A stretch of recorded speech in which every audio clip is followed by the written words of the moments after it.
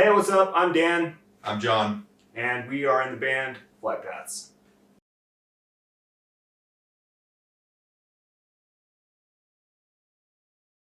So, what I remember as a kid, we grew up in a pretty small town, and there was it was like a elderly home, or like a veterans hospital, or Nursing facility. yeah, nursing facility, something along those lines. That was in the town that we grew up in. We grew up in a pretty small town, but there was all sorts of crazy stuff that would come out of that place. At a very young age, it was It was a scary thing to bike by. yeah. As kids, it was kind of a taboo place.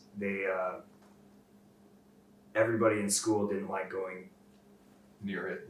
at Yeah. all, and everybody just stayed away. And I remember hearing stories, like horror stories of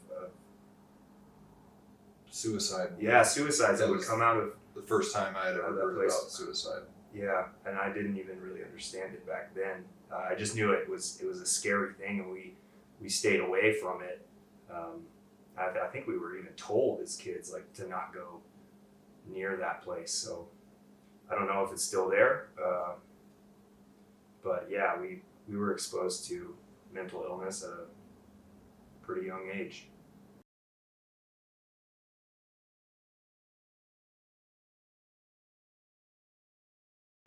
Okay, this is a little bit of a loaded question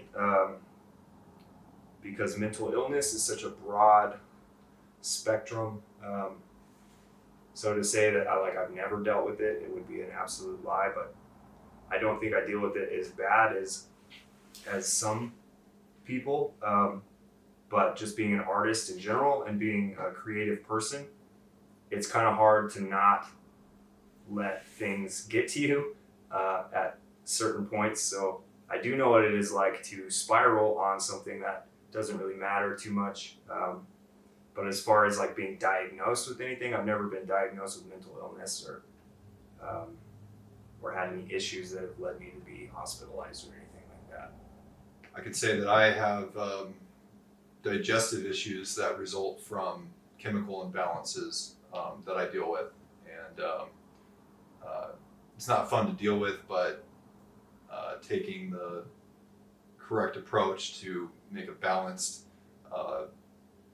well-being for yourself is a huge deal, and you can tell the difference when you're taking that approach.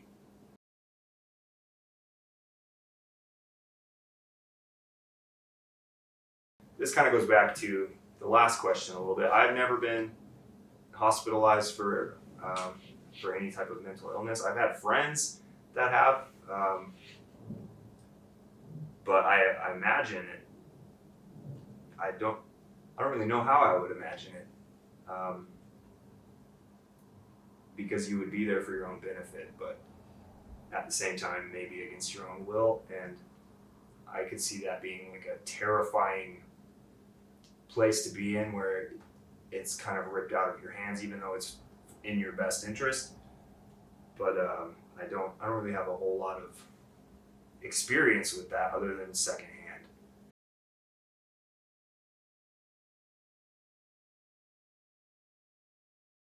That's a tough one. I feel like a lot of times in the media, mental illness is glorified, and as well as suicide. I know there was a Netflix show a couple years ago running around that kind of struck me in a strange way. How it's just so glorified as, I don't know the word that I would put for it, but it's definitely not something that should be held up even as an option,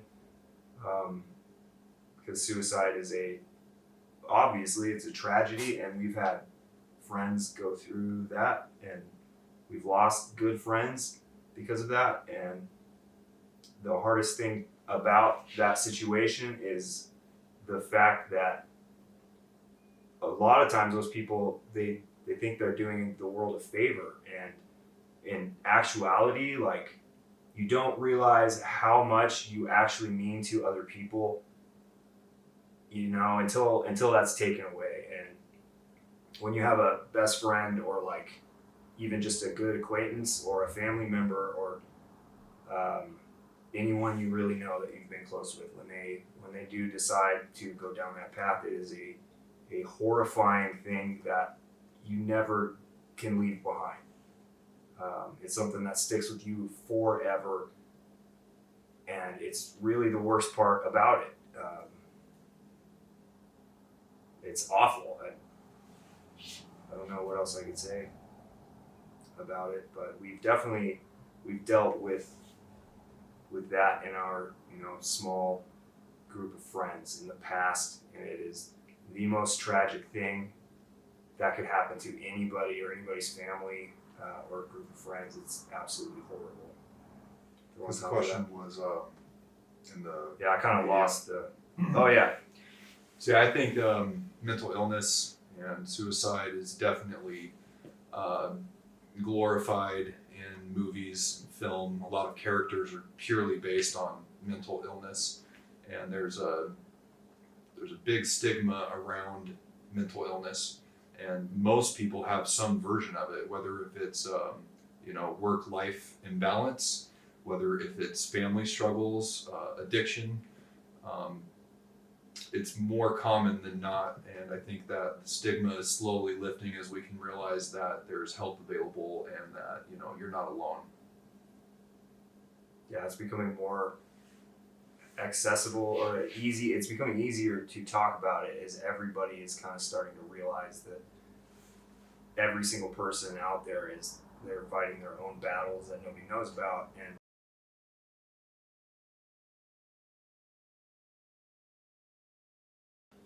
okay, I've never tried to commit suicide. There have been points in my life that have been incredibly dark, where it's always on the back burner. It's like just It's like a fantasy, almost. the easy way out, or it's more like relieving the world of yourself and your problems. But I've never seriously been down that path, but I have struggled with the idea of it. the fleeting thoughts. Yeah, but I've never taken action on it, and I've never gone down that path. But we had one of our really good friends, like our best friend, his little brother took his own life a couple years ago, and it was awful. So it was more than a few years ago. When was that? Probably close to like 6 or 7 years ago at this point. But it just wrecked through our whole group of friends and our whole family. It was unbelievable. And so I think if you really do get to experience what that's like, to see your best friend go through losing his little brother, like you really do get to see how much of an impact that you make on the people that you're around, even if you don't realize it. Like when you're gone, it is absolutely devastating to anybody else that's around you.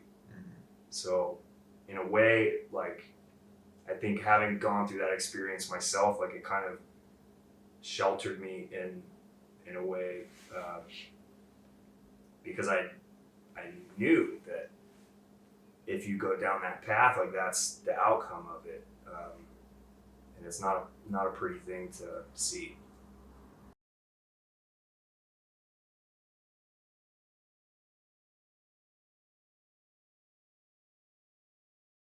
I feel like I'm living my life to my fullest when I'm busy and keeping myself engaged in life, playing music, working on projects, connecting with my kids. Those are the things that make me feel at the top of my game. At the opposite side of that would be where I'm not keeping myself busy, I'm not being productive, not making connections with people around me. And so it kind of creates a wall around yourself. But that's my experience.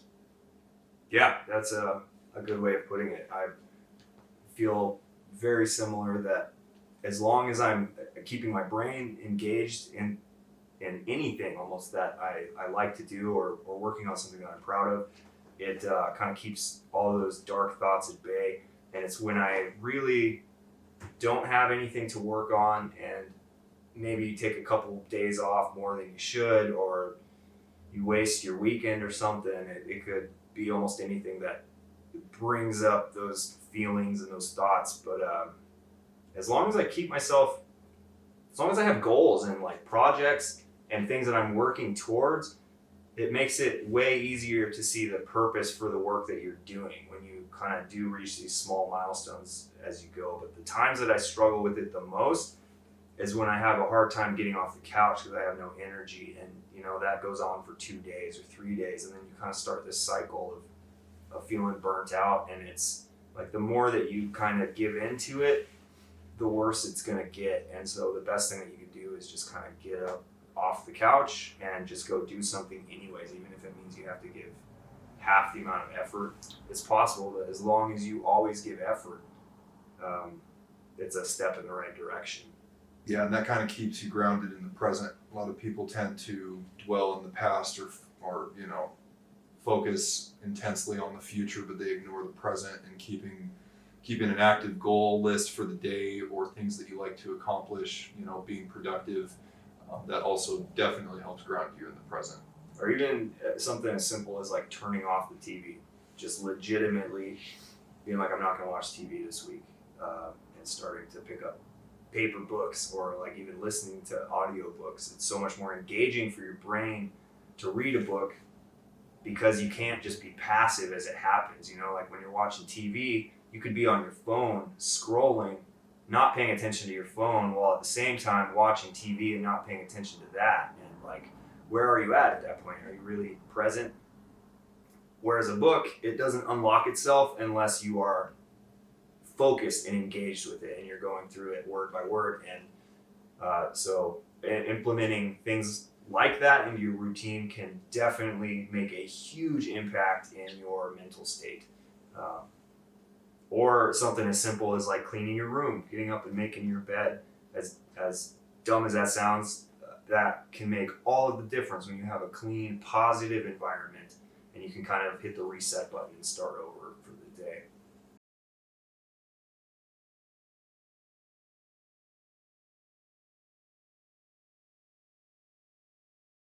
This one's very personal because it depends on the situation, but it's applicable to everyone to clean their own home before they can start making positive changes out in the world. So a lot of times it's taking control of the small things around you that you can take control of, like being clean and organized, having a clear objective for each day. Even if it's just small things, those small things turn into bigger and bigger things if you continue to focus on them. Yeah. What was it? You said something to me like a long time ago when we first started this project, and we were driving in the car. We had just started making videos, and there was like all of these little things that were just adding up. I don't remember what it was. It was some kind of personal issue that we were having, but you said something along the lines of like, one toothpick a day makes a huge giant stack of a mess after a while, or it was something like that. I don't remember how the conversation went, but it's totally true. Just doing things one tiny little piece at a time, over time, will unlock so much in your life, but you have to be willing to do it as if it's a grind. Like it's not anything that's going to happen overnight, but if you do one small thing every day to better your life by 0.5% over the course of a couple of months, if you can stay consistent with it, you will see an absolute change in your life. Yeah, and with us, that pertains to like our music project, but that could pertain to anything, like going back to school, or restoring a broken relationship, or finding your hobby, the thing that you love to do, getting that new job. All of it is really the same. It all manifests the same way. Yeah, and it's also a huge thing that has helped me is keeping track of my goals. If you don't have goals, then like you're not gonna know what you're trying to accomplish. But if you have a clear target and you know exactly what it is that you want to accomplish, then go write that down on like a whiteboard or like anywhere that you're gonna see it every day. And then from there, if you have one big goal, you can take that and split it up into things that you can do to help you accomplish it, so you can break that one goal down. Like whatever it is that you most want to do. Like if you need to fix your car, but you're overwhelmed because there's so many things that are falling apart that it seems like everything's happening all at once. But really, it's just one small thing went wrong, and then one other small thing broke down, and then it just all of these things start to stack up until you have this giant mess of a stack of toothpicks that just came one day at a time, and you don't really know where to start. So keeping track of your goals is absolutely massive. I don't know if I could function if I didn't have a whiteboard to do that with. So that might be my piece of advice. If you're just looking for anything to just kind of help you out and maybe give you some direction in life, go buy a $5 whiteboard at the Home Depot, hang it up in your room, go get some dry erase markers, and start keeping track of what it is that you want to do in life and what you can do to help control the situation that you're in over time, because it's not going to happen overnight. But get the whiteboard, do the work, and you'll see magic happen.